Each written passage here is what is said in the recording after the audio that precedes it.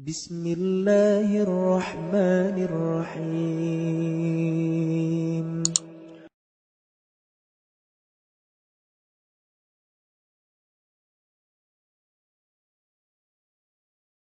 Kalimat ini teman-teman sekalian yang merupakan asas dakwah semua nabi-nabi,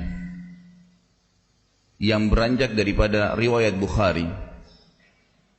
Pernah Nabi SAW berbaring di rumah beliau pada saat ummahatil mu'minin radhiyallahu anhunna sempat meminta pada saat itu kenaikan nafkah, maka Nabi SAW menghajar mereka. Salah satu dari ummahatil mu'minin adalah Hafsah radhiyallahu anha, anak Umar bin Khattab radhiyallahu anhu. Umar khawatir jangan sampai Hafsah diceraikan oleh Nabi SAW karena perilaku ini.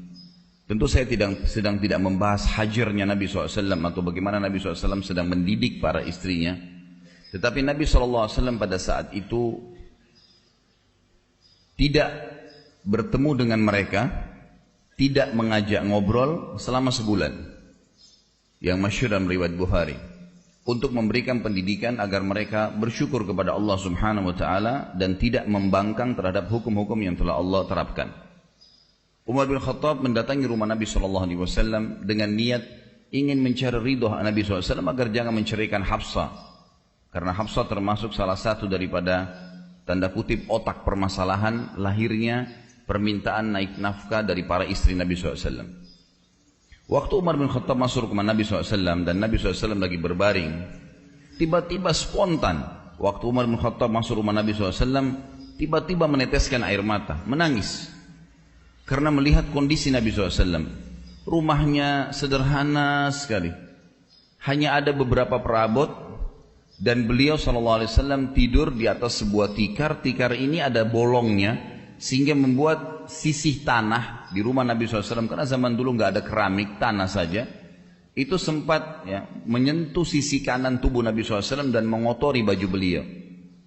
Sambil beliau pun tidur tidak menggunakan bantal, karena meletakkan telapak tangan beliau saja di bawah pipinya. Umar bin Khattab waktu melihat kejadian tersebut tiba-tiba menangis, dan beliau sambil menangis terseduh-seduh mengucapkan salam kepada Nabi SAW. Nabi SAW menjawabnya. Lalu tiba-tiba Umar juga berkata, "Ya Rasulullah." Dia tidak bicarakan lagi masalah anaknya nih. Melihat prihatin keadaan Nabi SAW begitu. Sungguh Kisra, raja yang berkuasa di Persia, salah satu negara adik kuasa pada saat itu, dan Kaisar di Romawi, negara yang lain berkuasa di dunia ini. Ada dua negara yang berkuasa pada saat itu. Mereka tidur di dipan-dipan yang empuk. Mereka menggunakan baju-baju yang mewah. Mereka didampingi oleh dayang-dayang yang mengipas mereka. Mereka juga duduk di sekitar di sekitar mereka penuh dengan buah-buahan dan beragam macam makanan. Sementara Anda utusan Allah, Nabi kami, Anda adalah raja kami, seperti ini keadaannya ya Rasulullah. Artinya kok sederhana sekali, dan sampai tidur pun berbekas-bekas tanah di sisi kanan Nabi SAW. Perhatikan apa yang Nabi SAW jawab teman-teman sekalian, dan ini yang menjadi pemicu awal kenapa kita bahas masalah kalimat yang saya bilang rahasia nanti. Nabi SAW duduk, darinya baring, lalu berkata, "Wahai ibnu Khattab," wahai anaknya Khattab, maksudnya Umar, "apakah kau masih ragu dengan apa yang telah selama ini aku sampaikan? Apakah kau masih ragu wahai Umar, bahwasanya mereka memiliki dunia," tadi orang-orang yang kamu sebutkan itu, "dan kita memiliki akhirat? Apa kau masih ragu semua dengan janji-janji Allah dan semua ancamannya, sampai akhirnya kau berkata seperti itu? Ketahuilah wahai ibnu Khattab, Islam ini akan sampai ke seluruh pelosok muka bumi ini, baik dengan kemuliaan atau dengan kehinaan." Maksudnya akan masuk Islam orang yang mulia, dan yang menolak pun akan dengan terhina masuk ke dalam Islam. Akan masuk akhir zaman nanti seperti itu. Ini kurang lebih pemicu awal kisah ini. Juga yang lainnya adalah riwayat Bukhari, Khabbab bin Arat radhiyallahu anhu, sahabat Nabi yang mulia, seorang mantan budak di Mekah dulu, datang kepada Nabi SAW di Mekah, mendekati beliau. Beliau lagi di depan Ka'bah, kemudian menggunakan jubahnya sambil berdoa kepada Allah Azza wa Jalla. Khabbab bin Arat waktu itu baru saja selesai disiksa. Tahu bagaimana bentuk siksanya orang-orang Quraisy kepada Khabbab? Luar biasa. Kisahnya adalah bagaimana kita tahu luka dan sakitnya Khabbab radhiyallahu anhu ini. Waktu di zaman khilafahnya Umar bin Khattab, saya akan kembali ke kisah tadi. Umar bin Khattab waktu jadi khalifah sempat bertanya kepada Khabbab, wahai Khabbab, siksaan apa yang paling menyakitkan bagi kamu yang dilakukan oleh Quraisy? Khabbab nggak ngomong apa-apa. Beliau mengatakan, inilah Amir Mu'minin. Dibuka bajunya, jadi tulang belakangnya Khabbab dari leher sampai ke tulang ekornya, di sebelah sisi kirinya itu ada lubang yang dalam sekali, dari atas sampai ke bawah. Lubang yang dalam yang kalau dimasukkan telapak tangan bisa masuk. Dalam, berwarna merah kehitam-hitaman seperti luka bakar. Dan ini sudah berjalan sekian tahun ini, sudah sekian belas tahun terjadi ini. Umar bin Khattab itu langsung menangis. Teteskan air mata sedih melihat apa yang mereka lakukan dengan kau, hai Khabbab, sampai seperti ini tubuhmu.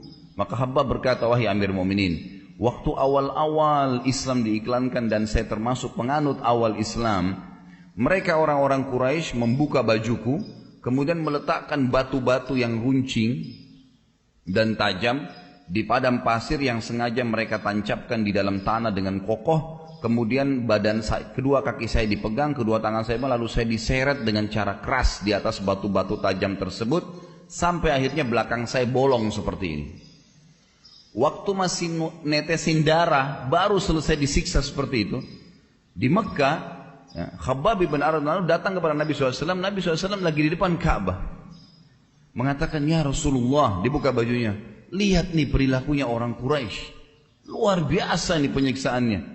Tidak ada orang yang disiksa seperti saya gini. Tapi alhamdulillah masih hidup. Lalu kemudian dia maksudnya berkatalah Khabbab, ya Rasulullah, mumpung anda di depan Ka'bah, anda seorang utusan Allah, mintalah agar Allah memenangkan segera agama ini. Apa kata Nabi SAW? Wahai Khabbab, innakum qaumun tasta'jilun. Sesungguhnya kalian kaum yang buru-buru. Wahai Khabbab, demi zat yang ubun-ubunku dalam genggamannya, Allah Azza wa Jal akan memasukkan agama ini ke seluruh pelosok muka bumi ini, baik dengan kemuliaan atau dengan kehinaan. Pasti orang akan masuk menerima agama ini karena kepintarannya, kecerdasannya, atau dia akan masuk Islam dengan terpaksa pun nanti di akhir zaman. Dan wahai Khabbab, Allah Azza wa Jal akan menyebarkan Islam sampai-sampai seorang wanita jalan dari Hadramaut menunggangi unta sendirian, tidak didampingi oleh siapapun, menuju ke San'a. Hadramaut sebuah wilayah di Yaman, jaraknya dengan San'a mungkin kalau saya tidak salah sekitar 600 km. San'a ibu kota Yaman, sampai sekarang masih ibu kota. Dan dulu antara Hadramaut dengan San'a ini teman-teman sekalian terdapat puluhan suku, semuanya perampok. Kalau orang dulu jalan antara San'a dan Hadramaut itu antara hidup dan mati.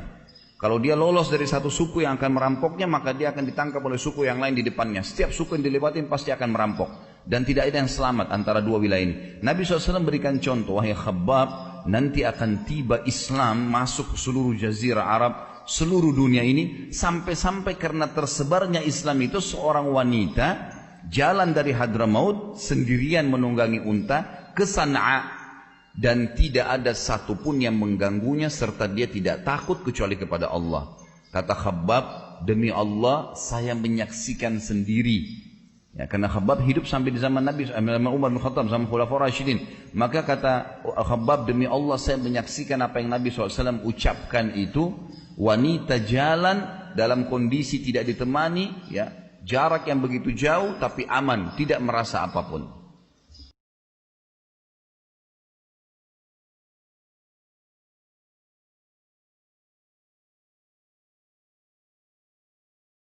Subhanallah walhamdulillah wa la ilaha illallah wallahu akbar. Subhanallah